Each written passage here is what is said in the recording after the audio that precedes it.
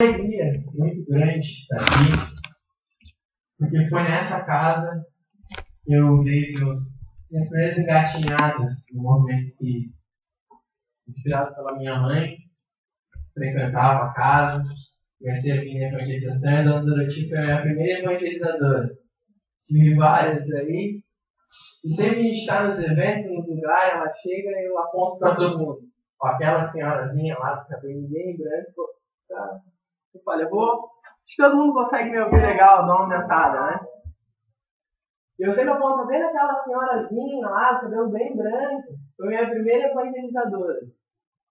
E há um mês atrás estávamos na casa onde eu trabalho, a Sociedade Espírita Allan Kardec, em Capão, num curso de capacitação de expositores espíritas. Então a Cida e a Doroti me convidaram para falar hoje. E daí eu ainda brinquei com a Cida, né? O bom filho ao casatório. E Deus, tá, mas sobre qual tema que a gente vai conversar? Ela falou, não, tu escolhes.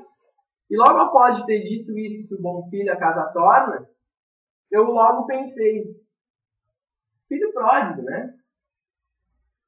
E das passagens, das parábolas, a que mais trata o tema filho, com clareza, com exatidão, de responsabilidades, de deveres e de direitos, é o filho pródigo. Mas para falar do filho pródigo, a gente tem que entender um pouquinho do contexto, de quando e onde essa parábola foi contada, né? Qual era o contexto cultural da época? Jesus não estava aqui em Capão, em 2015, contando uma parábola. Estava contando há muitos anos atrás, para um outro povo, um povo que acreditava em coisas diferentes. Então Jesus resolve contar essa parábola quando ele estava lá junto com os fariseus e com os escribas, povo que era respeitado, uma certa moral. De repente, ele começou a comer com os publicanos, com os considerados pecadores, e dividiu o seu pão com ele. Então, alguns fariseus, mas que coisa! Vê aquele homem, ele come com os pecadores, ele divide o seu pão com os publicanos. Então, Jesus, no alto da sua sabedoria, a gente não precisa nem estar explicando, né? Como um bom irmão mais velho, chega, vem aqui então. Vou contar uma história para você. E a história que ele conta se narra da seguinte forma. Tinha um senhor, dono de uma fazenda, mas não era uma fazenda gigante a perder de vista. Haroldo Dutra, no seu estudo do Novo Testamento, nos conta que naquela época as aldeias eram pequenas, eram povoados, reduzidos. Aquele senhor, então, era o grande chefe, o grande líder daquela aldeia. Ele tinha 2 filhos, o mais velho, o primogênito, e o mais novo, o filho pródigo. Pródigo por quê? Pródigo significa aquele que dispensa, aquele que esbanja. Que a gente hoje em dia, na nossa atual sociedade, ia chamar de ostentação. Né? Então, este homem tinha esses 2 filhos. O mais novo, revoltado com as ideologias, com as escolhas do pai, chega para o pai e diz, pai, dá-me a parte que me pertence da fazenda. Hoje, isso não tem tanto impacto. O filho chegar e desafiar um pai, afrontar um pai, não deixa de ser antimoral. Mas na sociedade onde a gente vive atualmente, isso se tornou corriqueiro.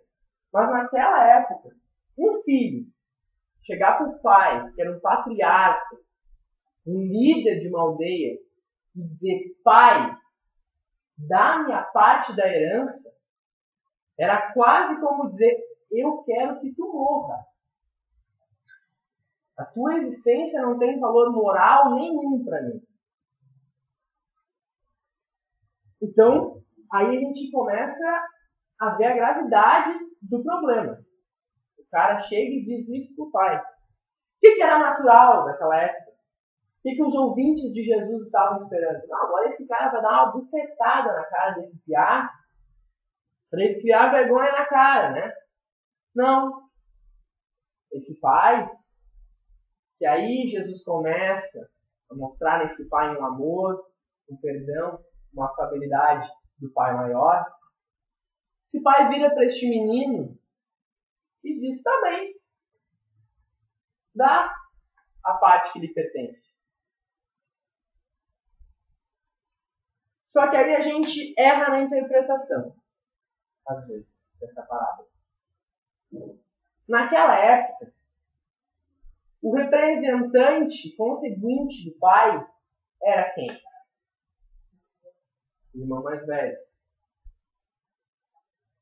E o que o irmão mais velho faz quando o mais novo diz: pai, dá a minha parte que me cabe da herança? Ele se omite. E aí, eu quero convidar todo mundo a começar a interpretar essa parábola com dois focos. O filho mais novo, o filho pródigo, o rebelde, e o filho mais velho, que se omite quando tinha que chegar no irmão e dizer: irmão, está errado. Baixa a bola, né? Como a gente diz hoje em dia. Mas não, ele se omite. E então o irmão parte. Só que acontece que naquela época, como hoje, o dinheiro não é infinito. Os bens materiais não são infinitos. E esse cara, então, vai curtir a vida, adoidado, vida louca. Vai gastar, vai esbanjar, vai gastar toda aquela herança que ele tinha exigido ao pai com futilidades, com festa, com volúpias. E acontece que o dinheiro acaba. Os bens acabam. Naquela época não era dinheiro, bem dinheiro, né?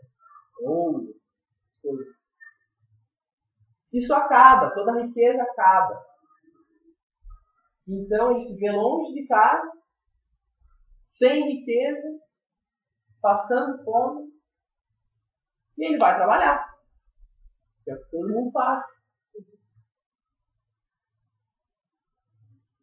Só que ele só consegue emprego de cuidador de porcos. E vejamos bem, hoje não é um troço legal cuidar de porco. Mas naquela época era pior. Porque o porco hoje ainda tem um valor comercializado, é vendido, a gente come, as pessoas comem carne de porco. Naquela época não. Naquela época o porco era bicho derradeiro. Se a gente fosse fazer uma hierarquia dos bichos, o porco ia estar, olha, na derradeira. Então ele vai cuidar desses porcos. E naquela época existia uma crise muito grande de alimentos. Não era uma época muito boa. E existiam naquela época dois tipos de vagens. Uma que era docinha, era boa de comer, e uma outra não era doce, não tinha valor nutritivo. Não dava sangue, por dizer em palavras arcaicas. E essa vagem era dada aos porcos. E ele se via numa situação que ele tinha um emprego miserável, não ganhava praticamente nada. Isso não dava nem para ele se alimentar. E ele tinha que dividir a comida com os porcos. Um cara de berço de ouro, um cara que era filho do líder da aldeia, tinha um posto avançado na sociedade daquela aldeia, se vê cuidando porcos, sem riqueza alguma e comendo da comida dos porcos. E é então que ele cai em si e diz: levantar-me-ei e irei ter com meu pai. E direi: Pai, pequei contra os céus perante a ti. Não sou digno de ser chamado teu filho. Ou seja, naquele momento, ele se dá conta. E pisei na bola. Vou pedir perdão. E nesse momento, começa um processo de redenção. Porque a partir do momento que tu olha o teu erro e consegue enxergar o teu erro, a partir desse momento, tu começa a caminhar de novo. E por isso ele fala, levantar-me-ei. Porque ele sabia. Ele estava no fundo do poço. E é isso que Jesus quer dizer. Ó, o cara chegou no fundo do poço. Não tinha mais saída. Então ele diz, levantar-me-ei e irei ter com meu pai e o direi. Pai, pequei contra os céus e perante a ti. Não sou digno de ser chamado teu filho. Dê-me um emprego. Deixa-me ser teu servo. Por quê? Porque ele sabia que os servos do pai dele tinham vida melhor que ele naquele momento. Os servos do pai dele tinham comida em abundância. Então ele vai. Traça sua longa jornada, que na ida fora de júbilo, gastos, festas, futilidades. Ele volta. Diz o ditado popular, com a mão na frente e a outra atrás. Então, estava longe ainda, longe da propriedade. E o seu pai, com um coração grande de pai, o vê e enxerga o filho. E o que era natural daquele pai fazer naquele momento?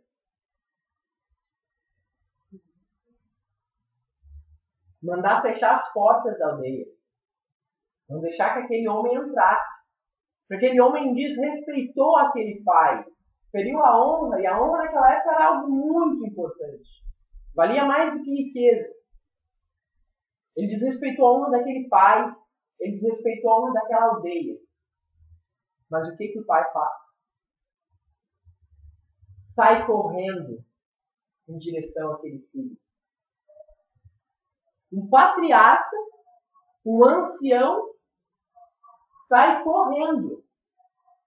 E aí é importante a gente ressaltar que um ancião não corre. Um ancião não se apressa. É dito, um provérbio, acho que é, conhece-se um ancião pelo seu caminhar. Um ancião é alguém que não sai daquela sintonia, daquela harmonia. E aquele ancião sai correndo, porque naquele momento nada importa para ele. A honra foi desrespeitado, isso, aquilo, a posição dele, nada importa. Porque ele vê o seu filho retornando. E aí, mais uma vez, Jesus salienta o amor e o perdão do Pai. Esse amor incondicional, esse perdão que não faz julgamento, esse perdão que não tem um mas, não tem uma vírgula, não tem um parênteses.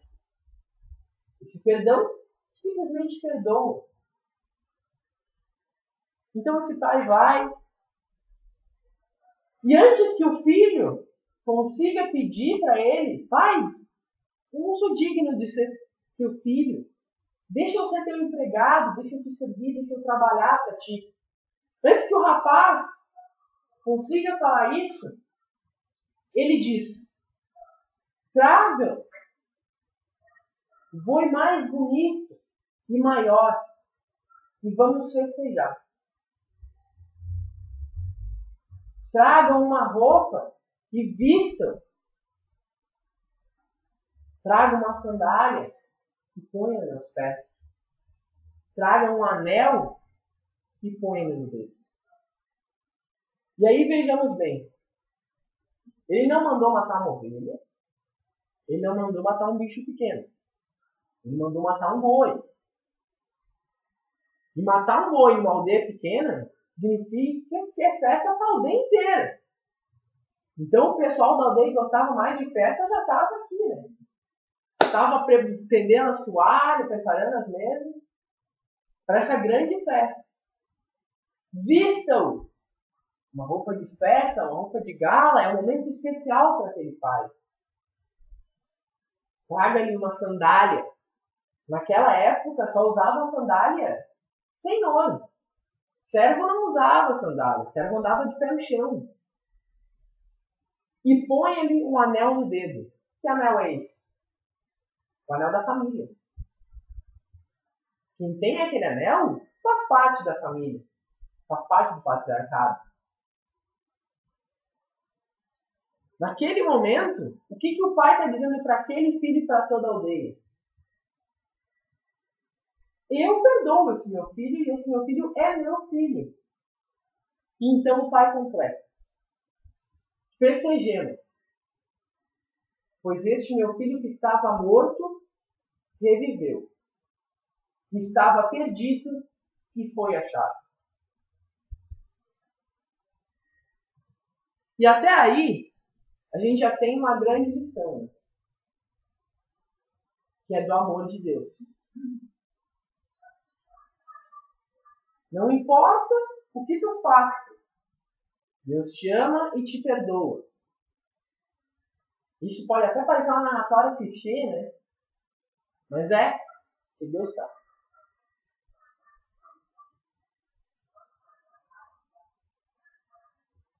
Mas está tudo muito lindo, tudo muito bonito.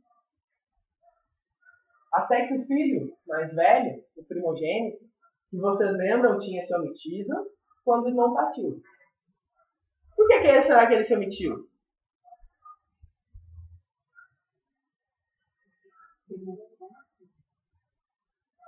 Ele ia ficar com tudo para ele.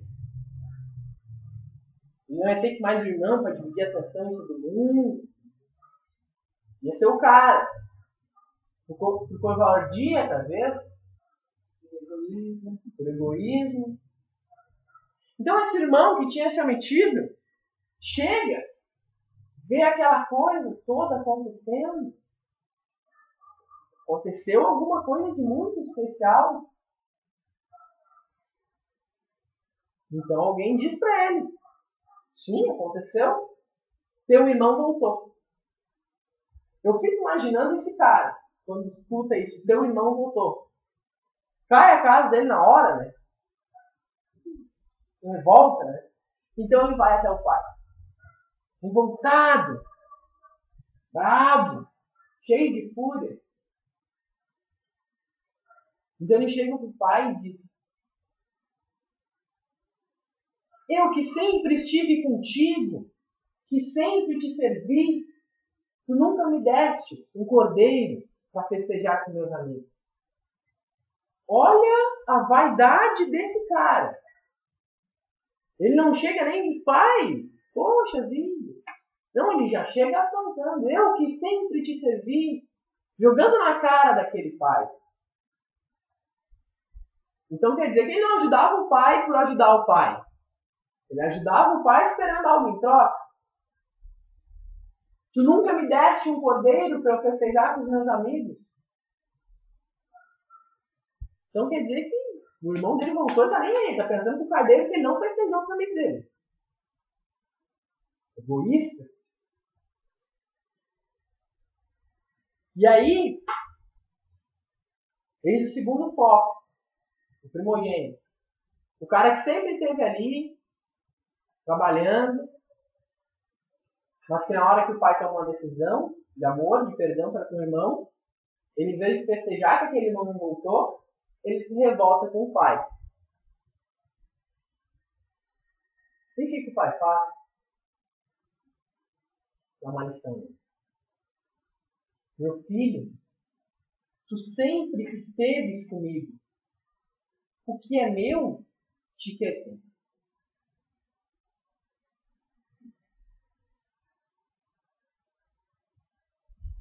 Imagine que hoje pode parecer fácil a gente expor todas essas leis morais e questionamentos sociais para o nosso cotidiano. Mas naquela época, um pai fazer o que esse pai fez mostrava uma postura diferente. E era isso que Jesus ia trazer. Mostrar ao mundo uma postura que não era mais olho por olho, dente por dente. Uma postura de amor. Uma postura de um Deus, de um Pai, que não castiga, que perdoa, dá uma segunda chance.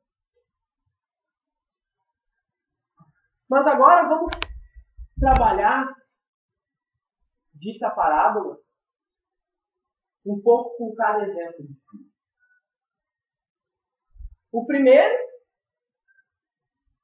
irresponsável, intolerante, inconsequente, ingrato. Aquele pai. Mas humilde, mas ele foi ficar humilde depois, né? Depois que a coisa ficou preta, daí é mais fácil um pouquinho ser humilde.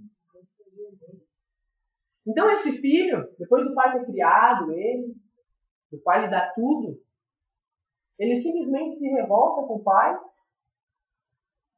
vira as costas e vai. E não satisfeito com virar as costas e ser ingrato, ele agora entra no materialismo. Ele gasta, ele joga fora, ele despende em futilidades, em coisas mundanas. E se mostra aí pouco inteligente. Porque se ele achava que o pai não estava tendo as escolhas certas, tendo as atitudes certas, o que ele tinha que fazer? Pegar aquela parte da herança e administrar melhor que o pai. Mas não. Ele vai para o mundo. E daí quando a coisa fica preta, pelo menos ele tem a humildade, como Galdinho, de dizer, não, errei, sou humano, vou voltar para o meu pai e pedir perdão. E aí, a gente começa a tocar na gente. Quantas vezes a gente se revolta com pai e mãe? Eu estou testemunha aqui, né? Nem tá ali. Quantas vezes a gente acha que o pai está fazendo a coisa errada? Que o pai não está fazendo a escolha certa? Então a gente vira as costas e vai. Eu digo pro pessoal na evangelização. Sou um jovem um pouquinho mais velho que vocês e acreditem. Todas as vezes que os pais de vocês dizem é pro bem de vocês, é pro bem de vocês. Pode não parecer na época, mas é. Aquela história do pega um casaco, pega um guarda-chuva. É impressionante. Pode dar um sol de rachar. Se a mãe mandar pegar um guarda-chuva, vai chover se tu não pegar o guarda-chuva. É lei de Murphy. Se alguma coisa tem a mínima possibilidade de dar errado, vai dar. Da forma pior que possa dar. Porque o pai tem uma sabedoria, uma experiência que a gente não compreende. E é exatamente isso Deus. Então, a gente pode ficar aqui o resto da nossa vida tentando explicar a Deus que o máximo que a gente vai conseguir é a primeira pergunta do livro dos Espíritos, que é Deus. Os Espíritos respondem: causa primeiro e todas as coisas. Inteligência suprema. Esse é o máximo que a gente consegue. Mais do que isso não dá. Tem um teto para nós. E mais para frente no livro dos Espíritos, os Espíritos falam. Não dá. Tem certos véis. Não dá para tirar, não dá para descortinar para vocês uma vez por todas, porque vocês não têm condições evolutivas de entender. E Deus, em toda essa magnitude, é uma coisa que a gente não entende. Assim como a gente não entende a maturidade e a experiência dos pais. Quando a gente é jovem. Não tinha impetuoso. Mas esse filho vai, despende e volta. Cai em si e pede perdão para o pai. Irmãos, Quem de nós, às vezes, se depara com erro, sabe que está errado e fica amargurando aquilo durante anos, por não ter a coragem, a humildade e a hombridade de pedir perdão? Que, como diz um amigo meu, o cara tem que ser faca na bota para pedir perdão. Tem que ser muito machinho para ter feito as lambanças que o cara fez, botar o rabinho entre as pernas e vai, me perdoa. Tem que ter coragem para fazer isso. E às vezes a gente fica amargurando durante meses, décadas, às vezes uma vida inteira, mais de uma encarnação às vezes, um ódio, um rancor, por não ter coragem de pedir perdão. Por não ter maturidade suficiente para pedir perdão. Porque parece que vai cair um braço o cara pedir perdão. Não vai. Vai doer um pouquinho no brio, no orgulho. Mas depois você vai te sentir tão leve. Este é o filho pródigo. Aquele que vai, despende, volta, pede perdão. Faz um monte de lambança. Mas pode ser perdoado. Tá certo? Não tá certo, né? Fez um monte de lambança. Como é que eu vou dizer que o cara tá certo? Tá certo a partir do momento que ele pede perdão. Ele tá errado com as escolhas que ele fez. Mas ele ao menos teve coragem de fazer essas escolhas. Teve coragem de chegar no pai, pedir a parte dele de herança e largar fora. Tem que ter muita coragem. Para na sociedade daquela época, o cara desafiar o pai, que é o líder da aldeia, daquele jeito. E por que eu estou falando que ele teve coragem? Porque o irmão dele, primogênito, não teve. E ficou. Mesmo talvez não concordando com as coisas que o pai fazia, ele fica. E daí tu pensa, não, esse cara ficou para trabalhar com o pai, para ser o braço direito do pai. Não. Ele mostra-se quando o irmão retorna. Ele mostra que ele ficou por covardia de sair e por esperar recompensas. Pô, eu trabalhei a vida toda para ti, sempre estive contigo, tu nunca fez uma festa para mim.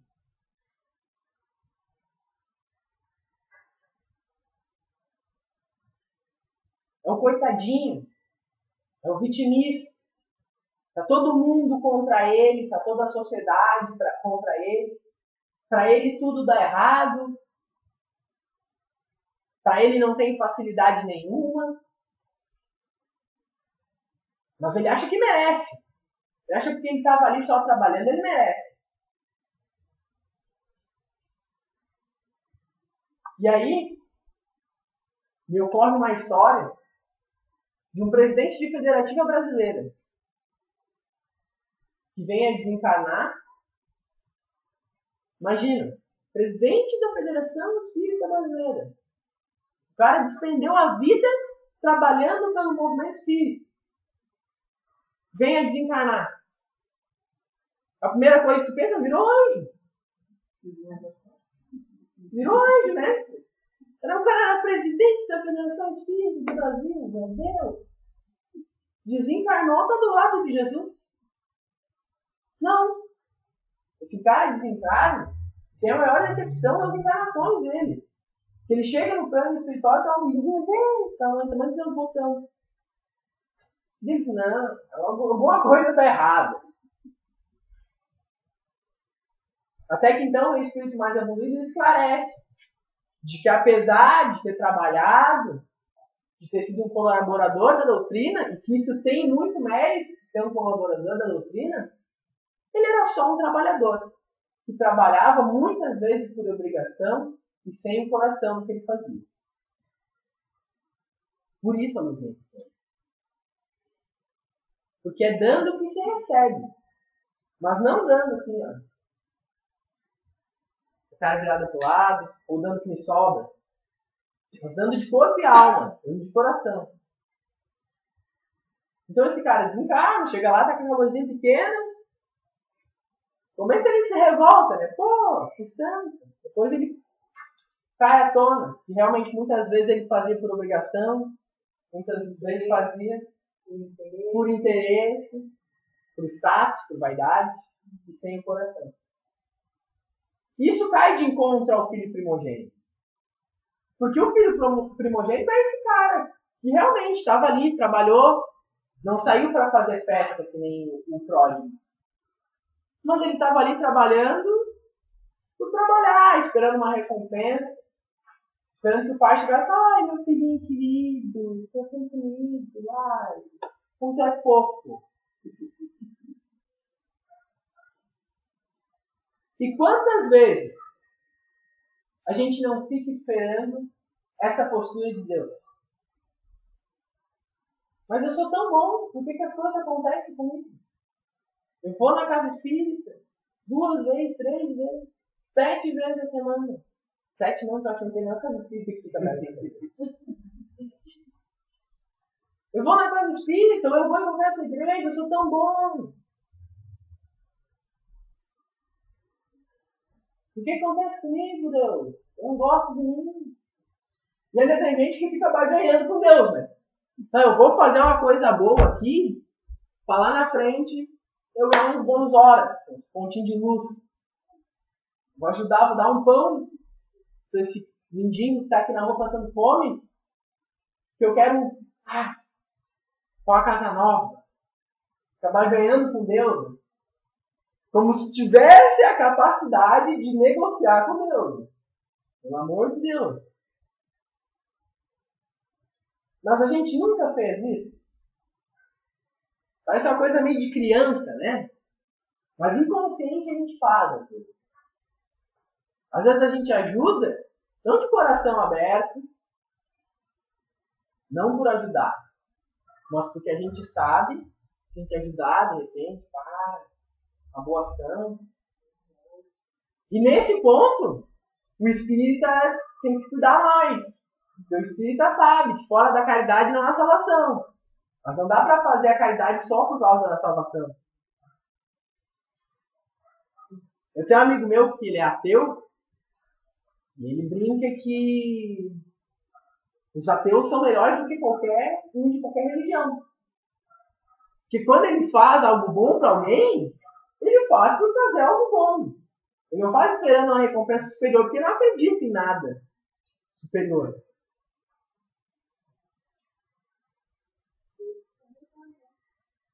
Pelo menos ele faz a caridade pela caridade, né? Não é como o primogênito ali, esperava do pai. Daí Jesus termina essa parábola, daí vocês ficam imaginando a cara de tacho, como diria minha avó, dos caras que estavam ouvindo a parábola. Eu ia embora. Se Jesus conta essa parábola para mim, eu ia embora de tanta vergonha. Eles estavam criticando Jesus porque Jesus estava comendo com os pecadores. E, meus amigos, a reflexão que eu quero trazer essa noite é quem somos. Ou tem alguém aqui que já atingiu patamar espiritual elevado, é espírito de luz, tem missão, né, Dante? Espírita gosta de falar que tem missão, tem uma missão na Terra. Não. Quem tinha missão era Chico Xavier, Madre Teresa, Papa Francisco, Irmã Dulce. Esses tinham missão. Quem tem missão é espírito de luz. Nós temos trabalho. Muito trabalho.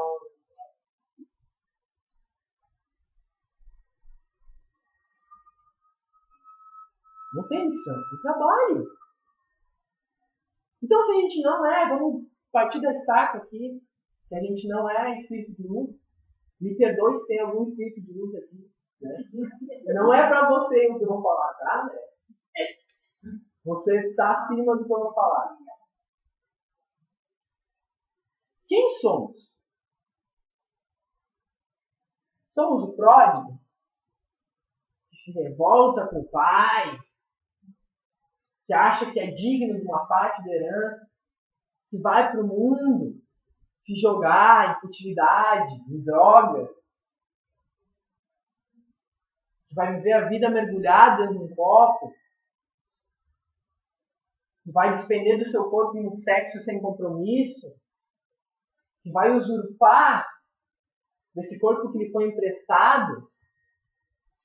Essa matéria nos foi emprestada. Ninguém vai levar nada.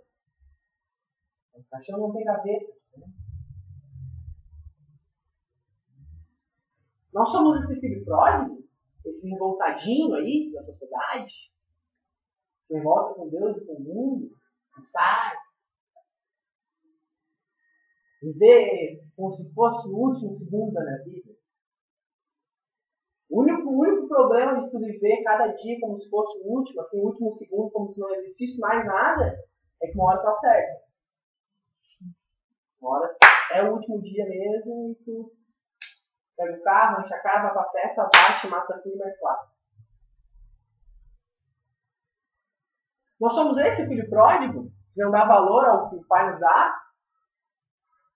Ou somos o primogênito, que não se revolta exteriormente, se revolta só internamente? E quando a bomba explode, joga tudo na cara dos outros, se revolta, acha que é a vítima do universo, acha que o pai não o ama, que o pai ama mais o outro.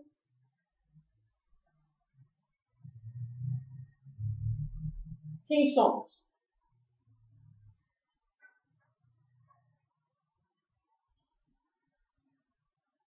No fundo, lá no fundo das nossas intenções, dos nossos pensamentos, lá no fundo daquilo que vem nascer no nosso coração.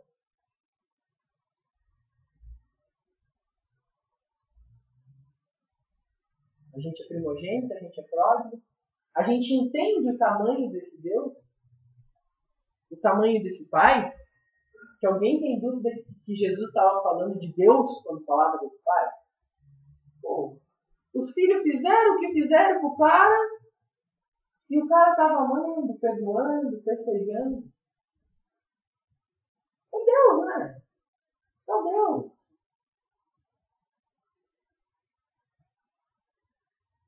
Se eu apronto uma dessa para minha mãe, eu tô até agora correndo.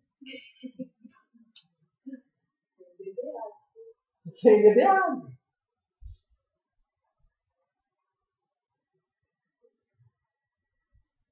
Deus é isso. Deus não te pede nada. Deus não te exige nada. Deus não te cobra e Deus não te pune. E o Espiritismo vem nos deixar isso muito claro. Todas as nossas provas, a gente que chegou nelas, de algum jeito. Por merecer. A semeadura é livre. A colheita não. Então todas essas provas, tirando as reencarnações compulsórias, que é um processo de aflição que vem, a encarnações que você precisa encarnar naquela condição, todas as outras é a gente que acorda. Olha, eu vou descer lá, vou encarnar, vou ganhar um corpinho sadio, vou fazer isso. Eu estou com a vontade de trabalhar no bem. Daí chega aqui, é diferente. Chega aqui, muda, né, durante. Chega aqui, esquece dos compromissos, faz outras coisas. Você escolheu aquilo, escolheu aquelas provas. Então Deus não pune. Deus ainda te dá a reencarnação. E tem uma música espírita que eu gosto, do grupo Evangelizar e Amar de Porto Alegre, que diz que a reencarnação é a prova mais forte da misericórdia de Deus. Pô, Deus ainda dá uma chance para te reencarnar. E o que é essa reencarnação? Essa reencarnação é o caso boi. Vamos fazer um baita de churras para comemorar a volta desse filho. Reencarnação veste esse filho. O que é a carne do que uma veste que serve ao nosso espírito? Coloca uma sandália, põe um anel. Jesus está explicando a reencarnação nessa parábola também. É a segunda chance. No nosso caso não é a segunda, né? Segunda, terceira, 14ª, 59ª. Mas Deus dá. Porque quem ama, dá. E não dá com contrato, tem cláusulas, tem isso, tem aquilo, tem uma coisa que é muda. Dá. Vai lá, meu filho. Toma uma encarnação pra ti. Vai lá. Vai que agora tu vai. Às vezes não vai, né? Deus está lá acreditando.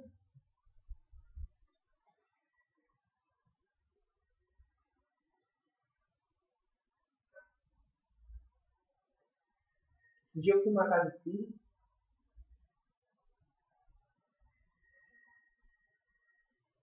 E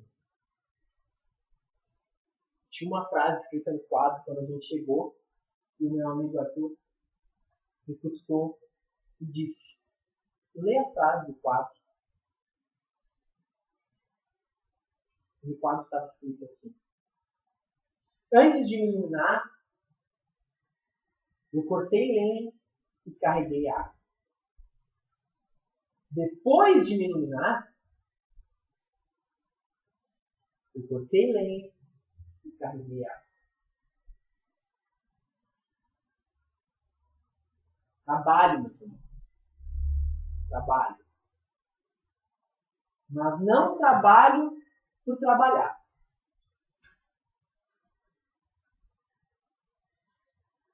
Trabalho com o coração.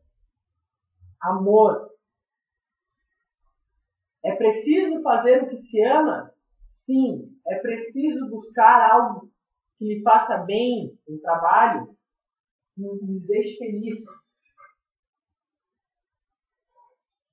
Está falando aqui hoje uma espécie de trabalho? Sim.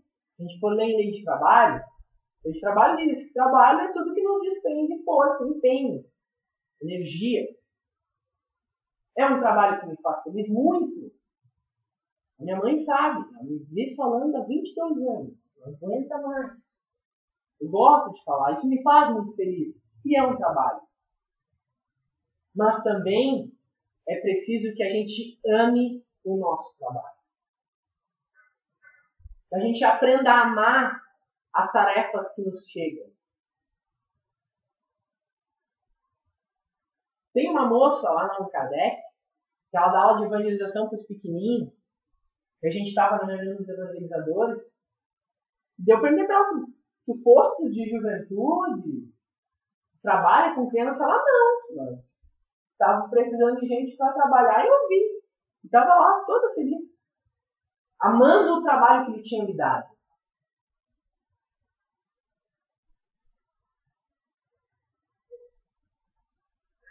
A gente precisa aprender a fazer o bem com amor. Vai ser sempre lindo, bonito, cheiroso e agradável? Não. Fazer o bem, ser bom, fazer as escolhas certas, na maioria das vezes, não é agradável. A gente está no mundo de prova e expiação. Se fosse agradável fazer o bem e ser bom, a gente era espírito de luz. Nem sempre vai ser bom, nem sempre vai ser agradável. Mas é o bem, é a bondade. Eu tenho que fazer se eu quiser evoluir. Eu tenho que cair em consciência, meio filho pródigo, entender que eu errei, pedir perdão e recomeçar. Eu tenho que parar de ser revoltado e vitimista como primogênito. Eu tenho que trabalhar. Tem uma frase do Michael Jordan, jogador de basquete, que eu gosto muito. que ele fala que o talento vence jogos. Mas o trabalho, em equipe, ganha campeonatos. Então vamos trabalhar e vamos se aliar às pessoas que querem trabalhar também. Ao invés de eu me omitir quando alguém está com rixa contra a pessoa, como fez o primogênito, eu tenho que apaziguar, eu tenho que unir essas pessoas. Daí eu vou ser chato, insistente, que alguém que já me viu falar outras vezes vai dizer, pô, ele sempre fala isso. Meu punho direito, eu tenho tatuado, todos somos um. Não é porque eu acho legal, bonito, impactante a frase. É porque eu realmente acredito nisso. De que todos somos um. Quando a gente trabalha junto, a gente trabalha melhor. Quando a gente aproveita as nossas segundas chances, juntos, cooperativos, irmãos de verdade, não esses irmãos aí que não se davam muito, a gente cresce mais rápido, a gente cresce melhor, a gente aproveita melhor.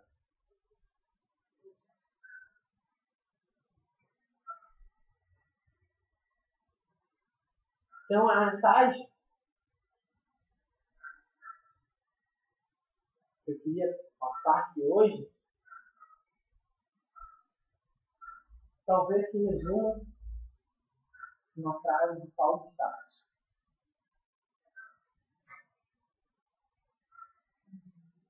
Ama, trabalha, espera e perdoa. Mais uma vez que é para fixar. Tem umas quantas professoras que elas não veem quanto mais que repete, fixa. Ama, trabalha, espera e perdoa. Muito